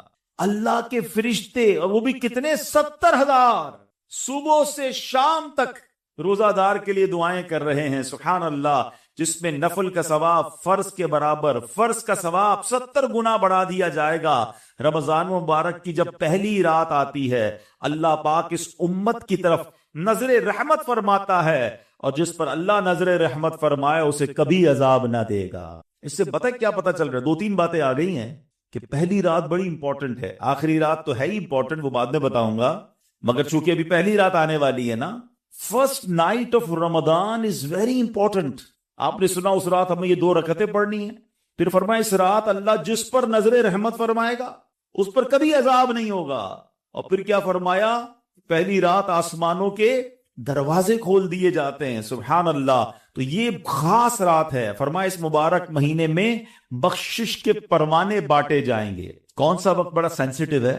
جو افطار کا وقت ہے نا، یہ بڑا سینسیٹیو ہے، بڑا حساس، بڑا خوبصورت وقت ہے. حدیث پاک میں آتا ہے جس کا مضمون ہے ہر روز افطار کے وقت 10 لاکھ گناہگاروں کی بخشش کی جائے گی. اور اس مبارک مہینے میں جب جمعہ آئے گا نا، رمضان میں جتنے جمعے ہوں گے، فرمایا تب تو وارے نیارے ہو جائیں گے جمعرات کی مغرب سے لے کر غروب آفتاب سے جمعے کے غروب آفتاب تک. یہ جو 24 آورز ہیں، یہ جو دن رات ہے، فرمایا ہر گھڑی میں 10 لاکھ گناہگار جہنم سے آزاد کر دیے جاتے ہیں. اور وہ بھی کون سے؟ جن پر جہنم واجب ہو چکی تھی، گناہوں کی وجہ سے جن پر جہنم واجب ہو گئی، وہ گناہگار بخشے جائیں گے. اللہ اکبر. اب سوچو یہ رمضان کیسا مہینہ ہے، اس کی کتنی خوشی ہونی چاہیے، کتنی پریپریشن ہونی چاہیے. افطار کا وقت تو اتنا نازک وقت ہے کہ 10 لاکھ بخشے جا رہے ہیں. ہم افطار میں کس کام میں لگے رہتے ہیں بھائی؟ سموسے آگے کے نہیں آئے، پکوڑے آگے کے نہیں آئے، شربت کہاں ہے، دہی بلے کہاں ہیں، فلاں چیز کہاں ہے، گھر میں ایک افراتفری مچی ہوئی ہوتی ہے. Please try to understand. یہ افطار کا وقت مانگنے کا وقت ہے، گر گڑانے کا وقت ہے، آنسو بہانے کا وقت ہے کہ مولا آج 10 لاکھ بخشے جا رہے ہیں. ان بخشے جانے والوں میں میرا بھی نام لکھ دے. کیا ہی اچھا ہو کہ باپ بھی بیٹھا ہو، ماں بھی بیٹھی ہو، بچے بھی بیٹھے ہوں اور ہاتھ اٹھے ہوئے ہوں، اللہ کی بارگاہ میں التجائے ہوں. اے اللہ ہمارا گھرانہ تیرے دربار میں حاضر ہے. اے اللہ افطار کا وقت ہے، 10 لاکھ بخشے جائیں گے. اس بخشے جانے والوں میں ہماری فیملی کا، ہمارے گھر بار کا نام لکھ دے. تو اے میرے اسلامی بھائیوں، پردے میرے جو مجھے انٹرنیٹ پر اسلامی بہنیں سن رہی ہیں، بعد میں سنیں، کچھ ایسا انتظام گھر میں کریں کہ 10 15 20 منٹ پہلے اب سارے کاموں سے فارغ ہو جائیں، اب دعاؤں میں گزاریں. افطار کا وقت، افطار سے پہلے بھی دعا کریں، مگر جو خاص مقبولیت کی گھڑیاں ہیں وہ عین افطار کے بعد ہیں. افطار میں لگ جاتے ہیں ہم، کوئی کھجور کھا لی، پانی پی لیا، دوبارہ ہاتھ اٹھائیں، دوبارہ مانگیں. یہ وقت ہے مانگنے کا، یہ قبولیت کی گھڑیاں ہیں. اللہ کرے کہ ہم ان لمحات کو پراپر انداز میں، صحیح انداز میں گزارنے میں کامیاب ہو جائیں. آپ کے گھر پہ جیسا مہمان آتا ہے آپ ویسی تیاری کرتے ہیں نا. کوئی دور کا مہمان، نارمل مہمان، آپ نارمل سی تیاری کرتے ہیں. اسپیشل مہمان آپ اسپیشل تیاری کرتے ہیں. کچھ مہمان ایسے ہوتے ہیں جن کے آنے کے لیے انتظار ہوتا ہے، یقین نہیں آتا وہ ہمارے گھر آ رہے ہیں. بندہ گھر بھی سجاتا ہے، صفائی بھی کرتا ہے، خوشبو بھی لگاتا ہے، اچھے اچھے کھانے بناتا ہے. مہمان کی تیاری ہے نا. تو رمضان یہ رب کی طرف سے ہمارے لیے مہمان آ رہا ہے، ہماری بخشش کروانے آ رہا ہے. ہمیں اپنے آپ کو سجانا ہے، اپنے کردار کو سجانا ہے. اپنی صحت کا بھی اس لیے خیال رکھو کہ میں اب ایسے الٹے سیدھے کھانے نہ کھاؤں رمضان سے پہلے. پتہ ہے جس کی شادی ہونے والی ہوتی ہے تو دولہے کو لوگ کہتے ہیں بھائی ذرا خیال رکھنا، شادی والے دن ہی بیمار مت ہو جانا. 1 ہفتہ پہلے سے احتیاط کرواتے ہیں، زیادہ سفر نہیں کرواتے، زیادہ تھکن والا کام نہیں کرواتے. تو کیا ہی اچھا ہو کہ ماہ رمضان سے پہلے ہم اپنی صحت کا خیال رکھیں، تھوڑا سا ریسٹ کریں. مجھے روزے رکھنے ہیں، مجھے انشاءاللہ تراویاں پڑھنی ہیں. اپنے کام کاج کو موڈیفائی کریں. آپ بہت بیزی رہتے ہیں کاروبار میں، نوکری میں، تو کوشش کریں کہ کوئی ایسی ترتیب بنائے کہ میرا کچھ کام کم ہو جائے تاکہ میں روزے رکھ سکوں، میں عبادت کر سکوں. ساری زندگی پڑی ہے کام کرنے کے لیے. لیکن عجیب بات پتہ ہے کیا ہے؟ اس وقت 2 قسم کی تیاریاں ہو رہی ہیں. ہوں گے کچھ نیک لوگ جو انشاءاللہ عبادت کی تیاریاں، تلاوت کی تیاریاں، خوب روزے، تراویح اور اس کے بارے میں سوچ رہے ہوں گے. مگر کچھ لوگ وہ ہیں جو اس وقت اسٹاک جمع کر رہے ہوں گے، کاروبار کیسے چمکانا ہے، کون سی آئٹم کا ریٹ بڑھ جائے گا. وہ کاروباری لوگ پیسے کمانے کی تیاری کر رہے ہوں گے. کچھ گھر والے وہ ہوں گے جو یہ سوچ رہے ہوں گے بھئی رمضان میں پکانا کیا ہے، کھانا کیا ہے، کون سی آئٹم لینی ہے. رمضان کھانے پینے کے لیے نہیں آتا. اچھا ویسے بڑی عجیب بات ہے، ذرا سوچیں آپ کہ ماہ رمضان میں ہم روزے رکھتے ہیں، لاجیکلی تو سمجھ یہ آتا ہے کہ ہمارا وزن ٹھیک تھوڑا کم ہو جانا چاہیے، ہم تھوڑے سمارٹ ہو جائیں. مگر کئی لوگ وہ ہیں جن کا رمضان میں وزن بڑھ جاتا. کیوں بھائی؟ اس لیے کہ سحری میں زیادہ کھاتے ہیں، پورا دن روزہ رکھنا ہے. رات زیادہ اس لیے کھاتے ہیں کہ پورا دن روزہ رکھا تھا، پھر 2 بار اور کھاتے ہیں کہ کل پھر روزہ رکھنا ہے. تو عام دنوں میں 2 بار کھاتے ہیں، رمضان میں 4-5 بار کھاتے ہیں، اور وہ کھاتے ہیں جو نہیں کھانا چاہیے. پورا سال جو چیز نہیں کھاتے وہ رمضان میں کھاتے ہیں، پھر موٹے ہو جاتے ہیں، طبیعت خراب ہو جاتی ہے، گلے خراب ہو جاتے ہیں. نہیں، ماہ رمضان تو کم کھانے کا مہینہ ہے، فریش ہونے کا مہینہ ہے. لیکن ہمارے یہاں تو فیسٹیول، اگر میں کہوں کسی کو کہ کسی غیر مسلم کو اگر رمضان میں دورہ کرا دیا جائے پاکستان کے مختلف شہروں کا اور کہیں بتاؤ کیا کیا آپ نے دیکھا، تو کہے گا لگتا ہے مسلمانوں کا کوئی کھانے پینے کا تہوار آ رہا ہے. کہ میں جس مٹھائی کی دکان پہ گیا وہ رش تھا، جس پکوڑے کی دکان پہ گیا وہ لائنیں لگی ہوئی تھی افطار سے پہلے، اور بورڈ لگے ہوئے تھے سحری آفر، افطار آفر. تو لگتا ہے مسلمانوں کا کوئی کھانے پینے کا سالانہ تہوار آتا ہے. کتنی عجیب بات ہے یار. جس مہینے میں پورا دن کھانے پینے سے رکنا ہے، اس مہینے میں سارا دن رات کھانے پینے کی باتیں ہو رہی ہوتی ہیں. مجھے بتائیں نا، ہم دوست آپس میں ملتے کیا بات کرتے ہیں؟ یار سناؤ آج سحری کہاں کرنی ہے؟ اچھا بھائی افطار کہاں کرنا ہے؟ رات کدھر چلنا ہے کھانے کے لیے؟ ارے بھائی یہ بات کون کرے گا؟ تراویح کدھر پڑھنی ہے آج؟ تلاوت کدھر کرنی ہے؟ تہجد کہاں پڑھنی ہے؟ علم دین کی محفل کدھر سجی ہوئی ہے؟ ذکر و اذکار میں آج بیٹھ کے کدھر کرنا ہے؟ آج مل کے اللہ کی بارگاہ میں گر گڑا کر دعائیں کہاں کرنی؟ یہ گفتگو کیوں نہیں ہوتی؟ ماہ رمضان تو نیکیوں کا اجر بڑھا دیا گیا، مگر دماغ میں ایک ہی بات گھوم رہی ہوتی ہے، یا دوسری آج کل کھیل کود شروع ہو گیا رمضان میں. ایسا نہ کریں. ماہ رمضان کے کیسے کیسے فضائل ہیں، ذرا سنیے گا. معراج شریف کی روایات میں ہے، معراج کے دولہ مکی مدنی مصطفیٰ صلی اللہ تعالی علیہ وسلم نے سدرۃ المنتہا کے قریب ایک فرشتہ دیکھا. آپ فرماتے لم ار مثلہ، لم ارا مثلہ، یعنی ایسا نرالا فرشتہ میں نے کبھی نہیں دیکھا. نبی پاک فرما رہے. تو آپ فرماتے ہیں کہ میں نے ایسا نرالا فرشتہ تو کبھی نہیں دیکھا تھا. یہ جب تسبیح کرتا تھا تو اس کی ایسی خوبصورت آواز تھی کہ اس آواز سے عرش بھی جھوم اٹھتا تھا. میں نے جبرائیل سے پوچھا ایو خلقی ھذا، اے جبرائیل یہ کون سی مخلوق ہے؟ عرض کی حضور یہ ایک فرشتہ ہے جو حضرت آدم علیہ السلام سے 2000 سال پہلے پیدا کیا گیا تھا. میں نے پوچھا اس سے پہلے یہ کہاں تھا؟ عرض کیا اللہ پاک نے عرش کے نیچے جنت میں ایک جگہ بنائی ہے، یہ وہیں ہوتا ہے. حضور آج آپ کے دیدار کے لیے حاضر ہوا ہے. کیا شان ہے میرے آقا کی. ہر کوئی فدا ہے بن دیکھے، دیدار کا عالم کیا ہوگا. ارے فرشتہ بھی میرے آقا کے دیدار کا تمنائی ہے. جبریل امین کہتے حضور آج آپ کے دیدار کے لیے حاضر ہوا ہے. مکی مدنی سلطان صلی اللہ تعالی علیہ وسلم فرماتے ہیں کہ اب نبی پاک علیہ الصلوۃ والسلام نے اس فرشتے سے ایک بڑا کمال کا سوال کیا. ذرا سنیے گا، آپ کا ایمان تازہ ہو جائے گا.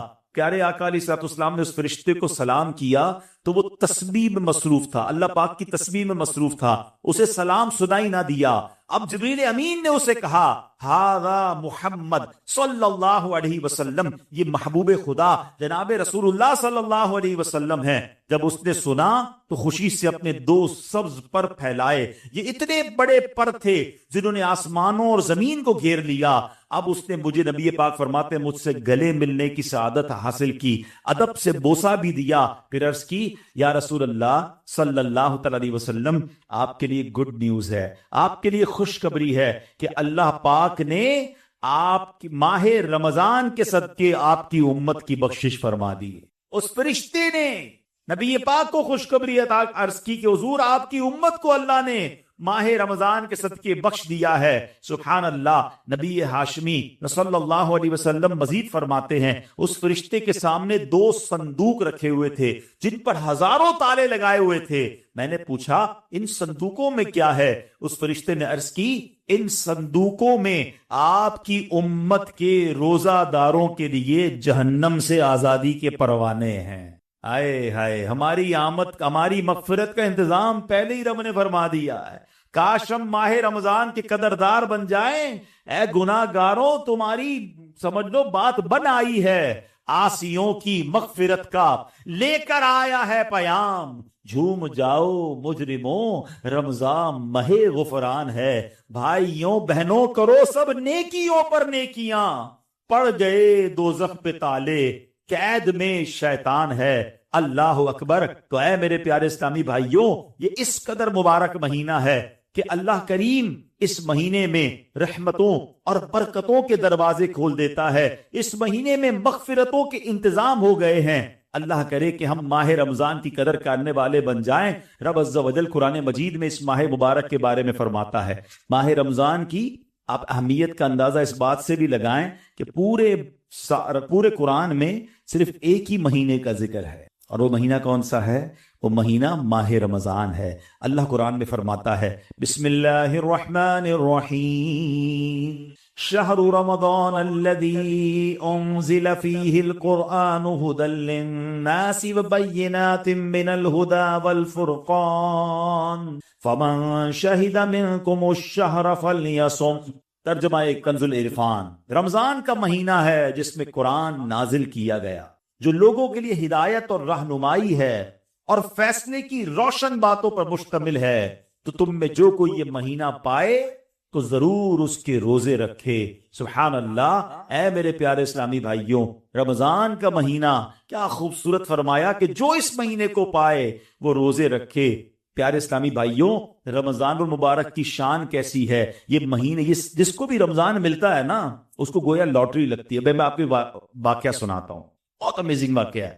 پیارے آقا علیہ الصلوۃ والسلام کی بارگاہ میں حضرت بہت اچھے بڑے صحابی ہیں، بلند مرتبہ صحابی ہیں، حضرت طلحہ بن عبید اللہ رضی اللہ تعالیٰ عنہ فرماتے ہیں کہ ایک مرتبہ دو شخص نبی پاک کی بارگاہ میں ایک ساتھ آئے، دونوں نے کلمہ پڑھا، صحابی ہونے کا درجہ حاصل کر لیا، بڑے نیک اور پرہیزگار تھے، اور ان میں سے ایک عبادت اور ریاضت میں بہت زیادہ محنت کرتے تھے۔ جو زیادہ عبادت گزار تھے، یہ ایک مرتبہ ایک غزوے میں شریک ہوئے اور شہید ہو گئے، جہاد میں گئے اور شہید ہو گئے، اور ایک سال بعد دوسرے جو صحابی تھے ان کا بھی انتقال ہو گیا۔ ٹھیک ہے، حضرت طلحہ فرماتے ہیں ان دونوں کے دنیا سے جانے کے بعد ایک رات میں نے خواب میں دیکھتا ہوں کہ میں جنت کے دروازے پر کھڑا ہوں، یہ دونوں صحابی رسول وہاں موجود ہیں۔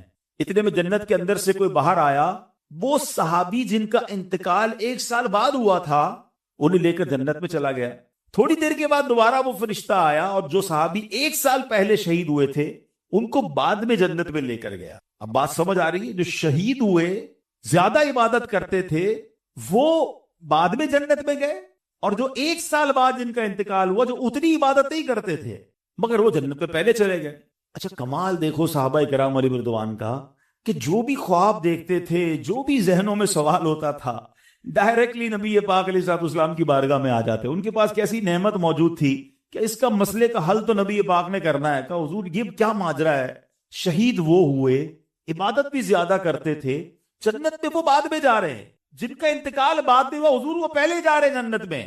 اللہ اکبر! تو نبی پاک علیہ السلام نے کیا خوبصورت جواب دیا، فرمایا یہ دوسرے صحابی ایک سال زیادہ زندہ نہیں رہے؟ کہاں جی حضور، یہ تو ایک سال زیادہ زندہ رہے۔ تو فرمایا کیا ایک سال زیادہ زندہ رہنے والے نے ایک سال پہلے شہید ہونے والے سے زیادہ روزے نہیں رکھے ایک سال؟ فرمایا ہاں روزے تو رکھے۔ تو نبی پاک نے پوچھا کیا اس ایک سال بعد والے نے سجدے زیادہ نہیں کیے؟ عرض کیا جی حضور سجدے بھی زیادہ کیے۔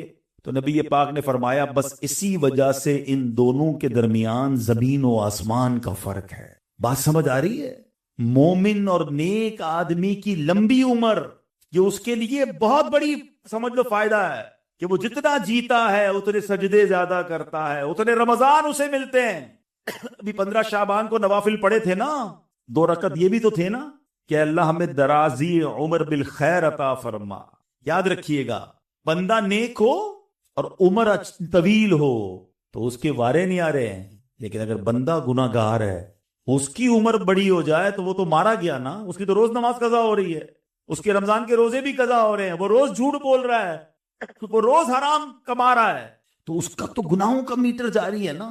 یہ لوگ بڑی عمر کی جو دعا کرتے ہیں نا، بڑی اچھی نعمت ہے یہ، لیکن اللہ سے ہمیشہ یہ دعا کریں کہ مولا نیکیوں والی طویل عمر عطا فرما، عافیت والی طویل عمر عطا فرما۔ تو پتہ چلا کہ پھر رمضان آ رہا ہے میری بخشش کروانے، تو پتہ چلا کہ ماہ رمضان یہ ہمارے لیے بہت بڑا احسان ہے۔ اللہ خیر سے رمضان عطا کر دے، اس کو ضائع نہ ہونے دینا، اس کو خوب نیکیوں میں گزارنا۔ پچھلے گناہوں کی معافی کا ایک اور چانس دیا جا رہا ہے، مغفرت کا گویا ایک اور موقع آنے والا ہے۔ اللہ کرے کہ ہم اس کی قدر کرنے میں کامیاب ہو جائیں۔ نبی یہ پاک کیا کرتے، میرے آقا جب چاند نظر آتا نا، سبحان اللہ، تو پیارے آقا علیہ السلام قبلے کی طرف رک کر کے یوں دعا مانگتے۔ ذرا دعا دیکھیے گا کون سی ہے۔ آقا کی دعا کیا ہوتی؟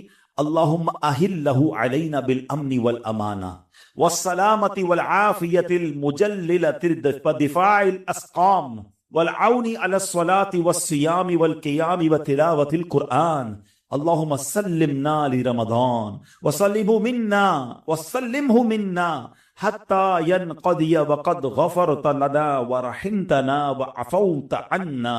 اے اللہ اس چاند کو ہم پر امن و امان، سلامتی، مکمل عافیت اور بیماریوں سے حفاظت کا ذریعہ بنا، اور نماز، روزے، عبادت اور تلاوت قرآن پر مدد کا سبب بنا۔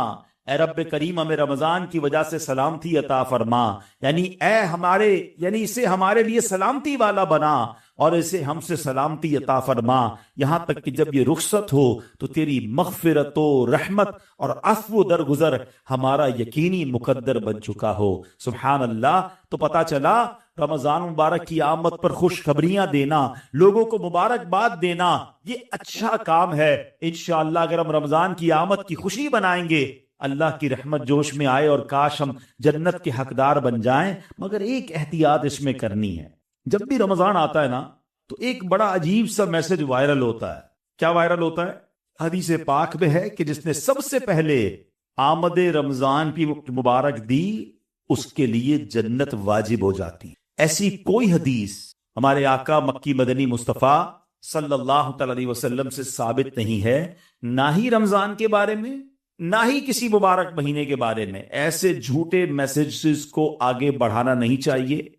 جو بھی آپ کو میسج بھیجے اس کو محبت کے ساتھ سمجھائیں کہ ایسی کوئی حدیث نہیں ہے۔ حدیث پاک ذرا غور سے سن لیں، جو ہر میسج آگے فارورڈ کر دیتے ہیں نا، پہلے چیک تو کریں یہ حدیث ہے بھی کہ نہیں، ہم کہیں جھوٹی حدیث یا جھوٹی بات پھیلانے کا سبب تو نہیں بن رہے۔ حدیث پاک سنیے گا، من کذب علی متعمدا فلیتبوأ مقعدہ من النار۔ آقا فرماتے جس نے مجھ پر جان بوجھ کر جھوٹ باندھا، مثلا نبی پاک علیہ الصلوۃ والسلام نے کوئی بات فرمائی نہیں تھی اور یہ کہہ دیا کہ پیارے آقا علیہ الصلوۃ والسلام کی حدیث ہے، تو ایسا بندہ اپنا ٹھکانہ جہنم میں بنا لے۔ تو بالکل بھی اور لوگ اچھا یہ تو عجیب ہے نا، کہیں بیٹھے اللہ قرآن میں یہ فرماتا ہے بھائی، قرآن میں آیا ہے، کدھر آیا ہے بھائی، یہ اس کو بھی نہیں پتا ہے، حدیث میں یہ بات آئی ہے، بھائی کون سی حدیث، کس کتاب ہے، پتا کچھ نہیں ہے، اپنی طرف سے بولی جا رہے ہیں۔ بھائی کس نے کہا ہے آپ کو؟ قرآن میں آیا ہے، حدیث میں آیا ہے، آپ کو جب پتا نہیں ہے، آپ کو یاد نہیں، اتنا سخت معاملہ ہے، نبی پاک کی طرف جھوٹ باندھنا ہے، اور آقا نے کیا فرمایا؟ اپنا ٹھکانہ جہنم بنایا۔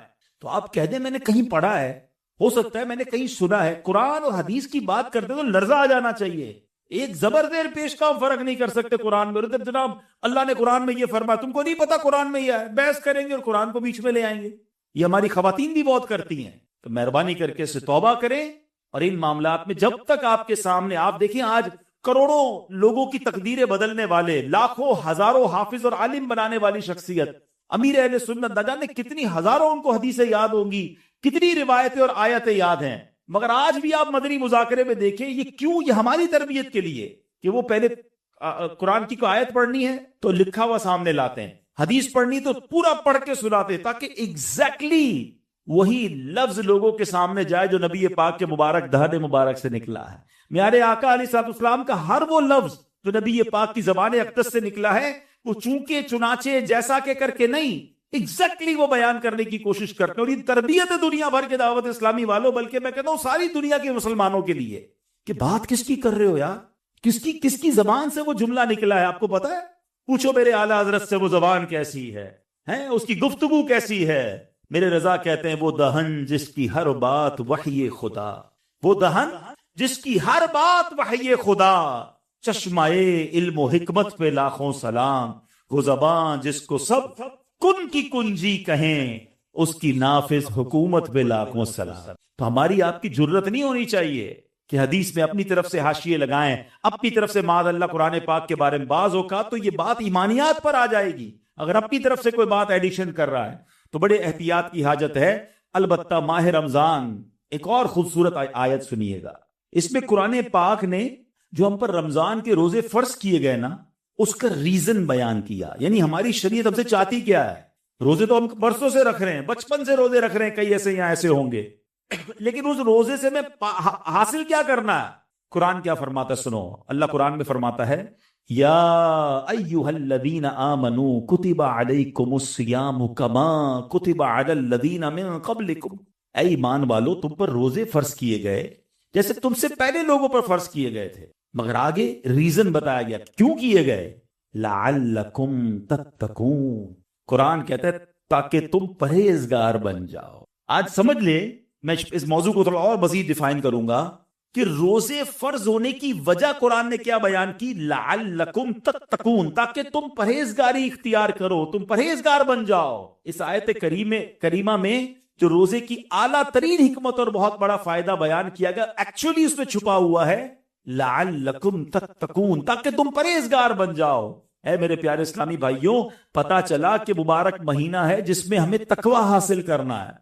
آپ نے علماء کرام کا بیان سنا ہوگا، وہ بعض علماء کہتے ہیں الحمدللہ رب العالمین والعاقبۃ للمتقین، اس کا معنی پتہ ہے؟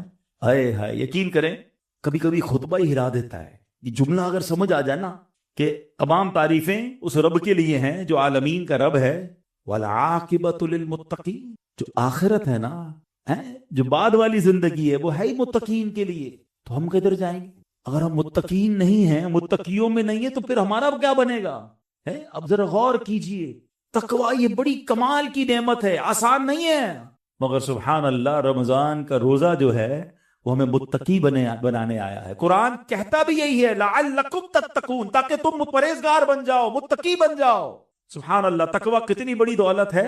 حضرت ابو سعید خدری رضی اللہ تعالیٰ عنہ سے روایت ہے، رسول اکرم نور مجسم شفیع معظم صلی اللہ علیہ وسلم نے ایک صحابی کو نصیحت کرتے ہوئے فرمایا، علیک بتقوی اللہ فإنہ جماع کل خیر، تم پر تقوی لازم ہے کہ بے شک تقوی تمام بھلائیوں کا مجموعہ ہے، تمام بھلائیوں کا کمبینیشن کیا ہے؟ وہ تقوی ہے۔ حجت الاسلام امام محمد غزالی فرماتے ہیں، اے عزیز تجھے جاننا چاہیے کہ تقوی ایک نایاب خزانہ ہے، اگر تم اس خزانے کو حاصل کرنے میں کامیاب ہو گئے تو تم بہت بڑی کامیابی حاصل کر لو گے۔ یوں سمجھو کہ دنیا اور آخرت کی تمام بھلائیاں تقوی میں جمع کر دی گئی ہیں۔ اور وہ تقوی کیسے ملے گا؟ وہ روزے سے ملتا ہے۔ اگر بندہ صحیح معنوں میں روزہ رکھ لے تو انشاءاللہ وہ تقوی اختیار کر لے گا۔ تو اے میرے پیارے اسلامی بھائیوں، اب ذرا غور کیجئے، ایکچولی رمضان کو نئی زندگی پانے کا مہینہ قرار دیا گیا، نشاط ثانیہ۔ یہ بڑی کمال کی بات سنیے گا، شاید آپ کو حیرانی ہوگی کہ صوفیہ کرام کے مطابق انسان 2 مرتبہ پیدا ہوتا ہے۔ ہر انسان، صوفیہ کرام کہتے ہیں 2 مرتبہ پیدا ہوتا ہے۔ پہلی ولادت تو وہ مشہور ہے جب ہم دنیا میں آئے، کوئی 30 سال پہلے آیا، کوئی 40 سال، ڈیٹ آف برتھ ڈے بناتے نا، وہ تو پہلی ولادت ہے۔ فرمایا دوسری ولادت وہ ہوتی ہے کہ جب بندہ دل کی پاکیزگی حاصل کر لیتا ہے، جب بندہ باطنی بیماریوں سے، حرص، لالچ، ہوس، دنیا کی محبت، تکبر، خود پسندی سے اپنے آپ کو پاک کر لیتا ہے، یہ اس کی دوسری ولادت ہوتی ہے۔ یعنی زندگی میں ایک موقع ملتا ہے بدلنے کا، ٹرن اراؤنڈ ہونے کا، اپنے آپ کو سدھارنے کا، سچی توبہ کرنے کا۔ ایک بار پھر رمضان آ رہا ہے، آؤ دوبارہ جی لیتے ہیں، آؤ دوبارہ بدل جاتے ہیں، آؤ اپنے رب سے دوستی کر لیتے ہیں۔ جو زندگی گزری ہمیں سب کو معلوم ہے کیسی گزری، کیوں نہ یہ رمضان نشاط ثانیہ کا اپنے آپ کو بدلنے کا مہینہ بنا دیں۔ اللہ نے پھر موقع دے دیا ہے۔ اے میرے پیارے اسلامی بھائیو، اس بات کو اس طرح سمجھیے، ایک بزرگ بڑی عمر کے تھے، ان کی عمر 60 یا 70 سال تھی، بال بھی سفید تھے۔ کسی نے کہا حضور آپ کی عمر کتنی ہے؟ کہتے 4 سال۔ کہ حضور کیوں مذاق کر رہے ہیں، اتنی بڑی عمر ہے، آپ کے تو اپنے پوتے پوتیاں ہوں گی، آپ کہہ رہے ہیں 4 سال عمر ہے۔ کہتے ہیں بات یہ ہے کہ عمر تو بہت زیادہ ہے، بس توبہ کیے ہوئے 4 سال ہی ہوئے ہیں، اللہ سے دوستی کیے ہوئے 4 ہی سال ہوئے ہیں، باقی زندگی تو کھیلوں میں، گناہوں میں گزار دی ہے۔ اب آپ سنبھالیں تو کام اپنے سنور جائے، ہم نے تو کمائی سب کھیلوں میں گوائی، پتہ نہیں ہم کب بدلیں گے، کب وہ زندگی پھر حاصل کریں گے، ورنہ زندگی کیسے گزر رہی ہے۔ ہم میں سے بہت سارے اچھی طرح جانتے ہیں کہ صبح ہوتی ہے، شام ہوتی ہے، زندگی یوں ہی تمام ہوتی ہے۔ کبھی کبھی تو ڈر لگتا ہے یار کہ زندگی بڑھ رہی ہے، ہمارے گناہ بڑھ رہے ہیں، نیکیاں بڑھ رہی ہیں۔ کبھی سوچے تو صحیح، کوئی بیلنس شیٹ تو بناؤ کہ ہر گزرنے والا دن ہم اپنی موت کے قریب ہو رہے ہیں۔ یہ جو برتھ ڈے پر خوشی بناتے ہیں ان کو سوچنا چاہیے، میں نہیں کہتا ناجائز ہے، لیکن جس کی 20 سال کا ہو گیا، 25 سال، 30 سال، آپ سمجھ رہے ہیں آپ آگے بڑھ رہے ہیں، آپ موت کے قریب ہو رہے ہیں، ایک زندگی کا سال کم ہو رہا ہے، ہر گزرنے والا دن ہم قبر کے قریب ہو رہے ہیں۔ عقل کیا کہتی ہے کہ جو قبر کے جتنا قریب ہوتا جائے اسے نیکیاں اور بڑھانی چاہیے، مگر ہمارا تو ماجرا ہی الگ ہے۔ اعلیٰ حضرت کہتے ہیں نا، نفس یہ کیا ظلم ہے جب دیکھو تازہ جرم ہے، نفس یہ کیا ظلم ہے جب دیکھو تازہ جرم ہے، نہ تمہاں کے سر پہ اتنا بوجھ بھاری واہ، روز جرم، روز گناہ، روز خطائیں، ہمارا بنے گا کیا؟ تو کتنی کمال کی بات بزرگ نے کہی کہ میری عمر تو 4 سال ہے، کیونکہ اس سے پہلے والی زندگی تو میں شمار ہی نہیں کرتا ہوں۔ توبہ کی ہے، نمازیں شروع کر دی ہیں، اللہ کو راضی کرنے والے کام شروع کیے، یہی میری اصل زندگی ہے۔ تو اے میرے پیارے اسلامی بھائیوں، کاش ہمیں یہ بات سمجھ آ جائے اور ہم توبہ کرنے والے بن جائیں۔ اللہ پاک کے نبی حضرت عیسیٰ علیہ نبینا علیہ السلام کا فرمان ہے، لن یلج ملکوت السماوات من لم یولد مرتین، یعنی جو بندہ 2 مرتبہ پیدا نہیں ہوتا وہ آسمانی بادشاہت میں داخل نہیں ہو سکتا۔ ہیں یہ بزرگوں کے اقوال ملتے ہیں کہ دوسری زندگی کب ملی تمہیں؟ توبہ کے بعد والی زندگی، اللہ سے دوستی والی زندگی۔ اے شراب پینے والو، اے نمازیں قضا کرنے والو، اے حرام کام کرنے والو، اے چھپ چھپ کر گناہ کرنے والو، اے چوری کرنے والو، اے ڈاکہ ڈالنے والو، اے ماں باپ کو ستانے والو، کب تک گناہ کرو گے؟ آؤ وہ مہینہ آ رہا ہے جس مہینے میں ہمیں رب سے دوستی کرنی ہے، جس مہینے میں ہمارے دشمن، ارے ہمیں بہکاتا کون ہے؟ ابلیس تھا، شیطان۔ اسی شیطان کو تو رمضان میں بند کر دیا جاتا ہے۔ کتنا ہمارے لیے کام آسان ہو گیا، بہکانے والا ہی بند ہے۔ اب تو توبہ کر لو، اب تو رب سے دوستی کر لو، اب تو اپنی لائف کو ریوائیو کر کے نشاط ثانیہ ایک نئی زندگی حاصل کر لو کہ چلو اس رمضان سے پہلے والی زندگی دوسری، اور اب زندگی الگ ہے، اب اللہ کی رضا والی زندگی، اب سجدوں والی، اب نماز والی، اب حلال والی زندگی ہوگی۔ آپ نے 2 صحابی کے واقعات سنے، 1 سال زندہ رہے زیادہ، وہ شہید سے آگے بڑھ گئے کیونکہ وہ 1 سال انہوں نے سجدوں میں، نمازوں میں، روزوں میں گزارا۔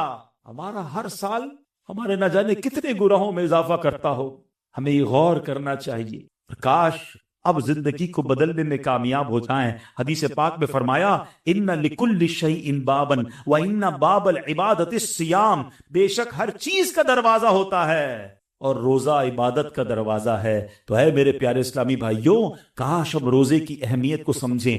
ایک کمال کا میں آپ کو واقعہ سناتا ہوں، حضرت موسیٰ علیہ نبینا علیہ السلام کے دور کا واقعہ۔ اللہ کریم نے آپ کو حکم دیا کہ اے موسیٰ فلاں علاقے میں جاؤ، میرے ایک ولی کا انتقال ہو گیا ہے، تو اس کا جا کر نماز جنازہ ادا کرو، غسل کفن کا انتظام کرو۔ آپ ادھر گئے، آپ نے جب غسل کفن کے لیے کوشش کی تو لوگ کہنے لگے آپ کدھر آ گئے، یہ تو بڑا گناہ گار، بڑا بدکار اور زمانے کا بیکار شخص ہے، آپ اس کا جنازہ پڑھنے آئے ہیں۔ بہرحال آپ نے وہ سارا کچھ کر دیا، پھر اللہ سے کہا کہ یا اللہ، بندے تو یہ کہہ رہے ہیں تیرا نافرمان تھا، گناہ گار تھا، اور تو فرماتا ہے تیرا ولی۔ اللہ نے فرمایا موسیٰ، بات یہ بندے سے بات تو صحیح کر رہے ہیں، یہ جو کہہ رہے ہیں نا یہ سب ٹھیک کہہ رہے ہیں، مگر بات یہ ہے کہ اس بندے نے مرنے سے پہلے جب اس کی وفات کا وقت قریب آیا نا تو 5 کلمات کے ذریعے اس نے مجھے پکارا، اے موسیٰ میں نے ان 5 کلموں کی وجہ سے اس کی مغفرت فرما دی۔ حضرت موسیٰ نے کہا یا اللہ مجھے وہ 5 سینٹنس بتا دے، مجھے وہ 5 کلمات بتا دے کہ صدیاں گناہ کر کے اتنے بڑے گناہ گار کو صرف 5 کلموں کے لیے بخش دیا تو نے۔ آپ ذرا ان 5 سینٹنس کی خوبصورتی، ڈیپتھ اور اللہ سے کنیکٹیوٹی سمجھیے گا۔ کاش یہ بات سمجھ آ جائے کہ توبہ کہتے کس کو ہیں، اللہ سے کنیکٹیوٹی کسے کہتے ہیں۔ ہم کانوں کو ہاتھ لگانا یا اللہ میری توبہ، ہمارے تو سٹائل ہی دوسرے ہیں نا۔ توبہ کسی اور شے کا نام ہے، توبہ کے لیے کوئی بہت بڑا اہتمام کرنے کی ضرورت نہیں ہے، بس دل سے ایک بار پکارنے کی ضرورت ہے، سچی پکار ہو جائے، ایک بار سچی کنیکٹیوٹی ہو جائے، وہ کریم پچھلے سارے گناہ معاف فرما دیتا ہے۔ اس پتہ ہے گناہ گار نے وہ 5 جملے کیا کہے؟ وہ کہتا ہے اے اللہ تو جانتا ہے کہ میں نیکوں سے محبت کرتا ہوں اگرچہ خود نیک نہیں ہوں۔ ذرا سوچئے، میں خود نیک نہیں ہوں مگر تو جانتا ہے مجھے نیکوں سے پیار بڑا ہے۔ دوسرا سینٹنس کیا تھا؟ یا اللہ تو جانتا ہے میں گناہ گاروں سے بغض رکھتا ہوں، فاسقوں سے بغض رکھتا ہوں، حالانکہ میں خود گناہ گار ہوں۔ سمجھ رہے ہیں بات کو؟ अपने गुनाहों का एतराफ, इकबाल जुर्म है। बंदे को कहो तू गुनाहगार, बोलता है मैं किधर गुनाहगार भाई, मुझसे बड़ा तो नहीं की कोई। हम तो पहले यही मानने के लिए तैयार नहीं कि मेरे गुनाह कितने हैं। अल्लाह की बात दुनिया से छुपा लो, अल्लाह से छुपता नहीं कुछ। उधर इकबाल करे, उधर माने, एक्सेप्ट करें। हाँ, दुनिया की अदालत में अगर हम कहीं जाके अपना जुर्म एक्सेप्ट करें ना, सजा सुनाई जाती है। सुभान अल्लाह, मेरे रब की रहमत के अंदाज ही निराले हैं, उसकी अदालत के दस्तूर निराले हैं। कोई सच्चे दिल से जाके मान लेना, या अल्लाह मैं सबसे बड़ा गुनाहगार, उसकी रहमत, उसकी बख्शिश फरमा देती है। उसने कहा, क्या कहा? या अल्लाह हूं बड़ा गुनाहगार, मैं गुनाहगारों से नफरत रखता हूं, मगर मौला खुद भी गुनाहगार हूं। तीसरा जुमला क्या था? यार अब अगर मुझे मालूम हो जाए ना कि मेरे जन्नत में दाखिल होने से तेरी मिल्कियत में कोई कमी आ जाएगी, तो फिर मैं तेरी जन्नत का कभी तुझसे सवाल नहीं करूं, क्योंकि मुझे पता है तेरी जन्नत बहुत बड़ी है। मुझे दाखिल करके तेरा कुछ भी नहीं जाना, तेरा कुछ नहीं जाना, मेरा बेड़ा पार हो जाना है। तो फिर मैं तुझसे क्यों ना मांगू? मुझे बख्शने में तेरा क्या जाएगा? तू करीब, तेरी जन्नत बहुत बड़ी, तेरी रहमत बहुत बड़ी। तो या अल्लाह मुझे अगर ये मालूम हो जाए कि मुझे जन्नत में दाखिल करने से तेरी मिल्कियत थोड़ी हो जाएगी, फिर मैं जन्नत नहीं मांगूंगा। चौथा सेंटेंस क्या था?